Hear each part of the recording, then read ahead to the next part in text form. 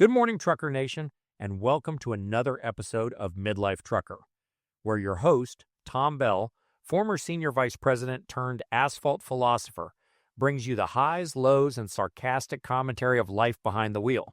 We're kicking things off in Pompano Beach, Florida, just a stone's throw from the chaos of Miami, where I spent the night parked at a customer's lot. Why? Because I'm picking up right here. And let me tell you, snagging a spot like this is like winning the lottery. If the prize was asphalt and a view of a loading dock. Today's load is a grand total of 2 pallets. Not exactly hauling the Declaration of Independence, but in the world of LTL, less than truckload for you newbies, that's just another day at the office. We'll get a look at this mighty cargo when we hit the delivery in Orlando. For now, let's talk about something every trucker in South Florida learns the hard way. Parking in the Miami area is about as easy as finding an honest politician.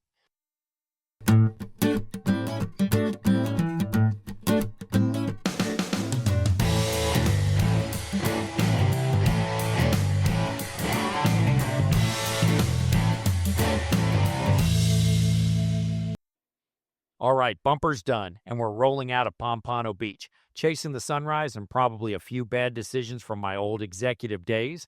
Let's get real for a second.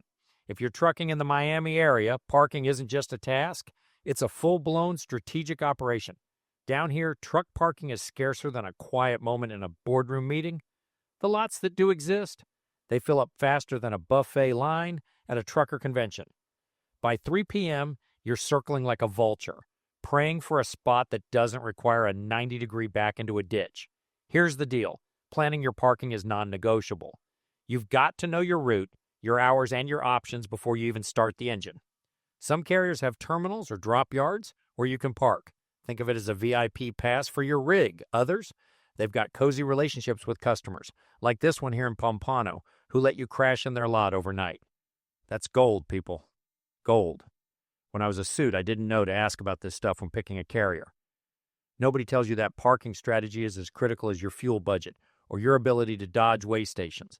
But trust me, when you're staring down a no parking sign at 10 p.m. in Miami-Dade County, you'll wish you'd grilled your recruiter about drop yards and customer lots. Pro tip, if your carrier doesn't have a plan for parking in hot spots like this, you're going to spend more time hunting for a spot than actually driving. And that, my friends, is no way to live. So here I am, rolling out of this customer lot, feeling like I just pulled off a heist by securing this spot. From my old corner office to a cab with a view, I've traded PowerPoint slides for parking puzzles. Let's hit the road and see what South Florida's got in store. Spoiler alert, it's probably bugs. Next stop, Pilot 96 in Okeechobee, Florida, where dreams of cheap diesel go to die. Fuel stops are like rolling the dice in a game of will I get a pump or will I age a decade waiting? Some days you glide in like a VIP with your pick of pumps. Other days it's a conga line of trucks, and your bladder's screaming louder than a toddler in a candy aisle. Guess which one today was? I pulled in, and after a bit of strategic maneuvering, because yellow paint does not look good on a gray tractor, this beast drank down 139 gallons of diesel. That's $501 worth of liquid gold. Thank the trucking gods I'm not paying for that out of pocket, or I'd be selling my George Foreman grill to cover it. While I was here, I gave the windshield and mirrors some TLC. Nothing says professional driver like a sparkling clean windshield. At least until the universe decides to test that in about 10 minutes. Spoiler alert, it does. Windshield gleaming, mirrors sparkling, and my ego mildly inflated from not hitting anything in the lot. It's time to hit the road. We're rolling past the pull-up line at Pilot, and I'm feeling like I just won the trucking lottery. Clean glass, full tank, open road. What could possibly go wrong? Oh, just wait. The Sunshine State has a little surprise in store, and it's not free key lime pie. And here comes the plot twist. Florida's infamous love bugs. These little Romeos and Juliets of the insect world decided my truck was the perfect canvas for their romantic suicide mission. For those who don't know, love bugs are these black and red pests that spend their short, passionate lives flying around attached to each other, yes, attached, and smashing into anything in their path. Fun fact, they don't bite, they don't sting, they just love and die. On my windshield. Did you know love bugs were accidentally introduced to Florida in the 1920s? Some genius thought they'd be great for science, and now they're the state's unofficial kamikaze squad. Twice a year, they swarm like they're auditioning for a horror flick. And my truck's the star. I just cleaned this windshield, people. It's like the universe saw my squeegee work and said, hold my beer. Welcome to Orlando, Florida, where dreams come true. Unless your dream is avoiding tourists in Mickey Mouse ears or finding a parking spot that doesn't require a magic wand. We're deep in Disney World territory, where the only thing moving faster than my truck is the rising price of park admission. Today's mission? Dropping off a load so small it could probably fit in Mickey's glove compartment. This load's a lightweight champ. 2 pallets, 6 boxes total. I've had PowerPoint presentations with more substance. We're talking a quick unload here, folks. Blink, and it's done. My 53-foot trailer? Basically a cavernous echo chamber with these 2 lonely pallets rattling around like lost tourists in the Magic Kingdom. This is classic LTL work, hauling bits and pieces for multiple customers, like I'm running a cargo carpool. Compare that to full truckload, where you're the rock star with one big load for one customer. No sharing required. LTL's more democratic, but it means you're juggling pallets like a circus act. Today's show, a short one. 6 boxes. I could have strapped these to my back in my executive days and jogged them over from Pompano Beach. Here's some trivia for you. Orlando's not just about Cinderella's castle and overpriced churros. It's a major logistics hub, thanks to its central Florida location. Warehouses like this one are popping up faster than new roller coasters, handling everything from theme park merch to whatever's in these 6 boxes. Could be mouse ears, could be widgets, but it's not. It's battery chargers. Not nearly as much fun. It's off my truck now. Back in my suit and tie days, I'd be in a boardroom debating KPIs while some poor driver dealt with this. Now, I'm the guy dodging forklifts and praying the receiver doesn't misplace my paperwork. This unload was so fast, I barely had time to check if Goofy was running the dock. Spoiler, he wasn't. But the efficiency here? Practically Disney-level magic. All right, Orlando, you've been a delight. Let's roll before I get stuck behind a tour bus full of screaming kids. All right, folks, we've rolled into the Turkey Lake Service Plaza, mile marker 263 on Florida's Turnpike, where the highway gods decided rest stops should sit on the left side, just to keep your brain guessing. My windshield's a love bug slaughterhouse after that Florida bug apocalypse, and the wiper fluid's about as useful as a motivational poster in my old corporate boardroom. Time for a pit stop to wrestle this glass back to crystal clear with some good old squeegee action. Ever wonder why they call this place Turkey Lake? It's named after the nearby Turkey Lake, one of Florida's top 5 fishing lakes, where the bass are biting and the scenery's probably nicer than my view of this parking lot. Way back when, wild turkeys likely strutted around here like they were running the show. Now, the only turkeys you'll spot are the ones trying to squeeze an RV into a truck parking spot. This plaza's open 24/7, serving up fuel, food, and a chance to stretch your legs without dodging I-95 traffic. But don't get too cozy.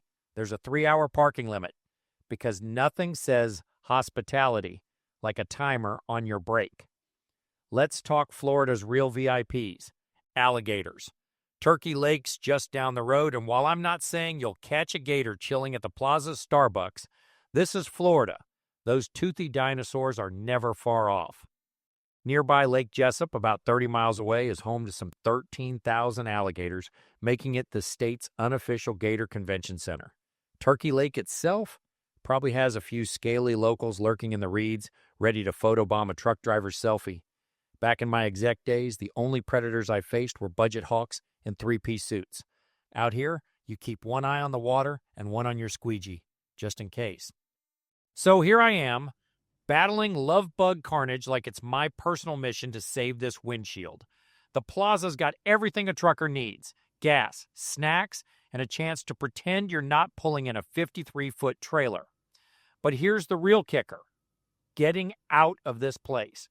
Merging from a left side exit into the high-speed lane of the turnpike is like trying to jump into a NASCAR race with a 53-foot trailer.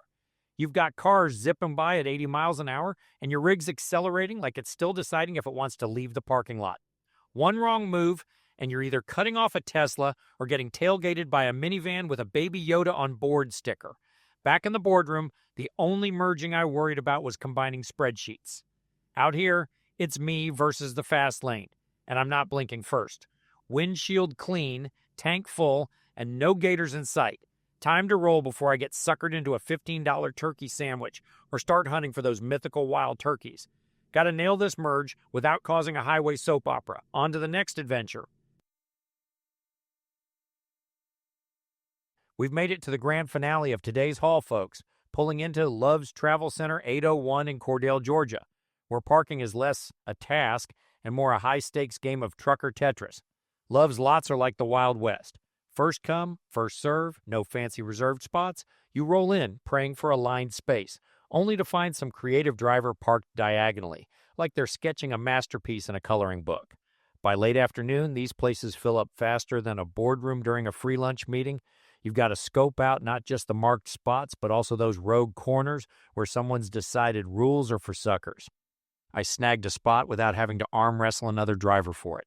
Time to kick back and whip up some gourmet trucker cuisine. Tonight's menu? A New York strip steak sizzled to perfection on my trusty George Foreman grill, paired with a cup of rice and some sliced carrots. Look at me, channeling my inner chef with a meal that screams balanced diet, or at least better than fast food. This Love's has a Bojangles inside, but I'm not shelling out for fried chicken when I can cook cheaper and healthier right here in my cab.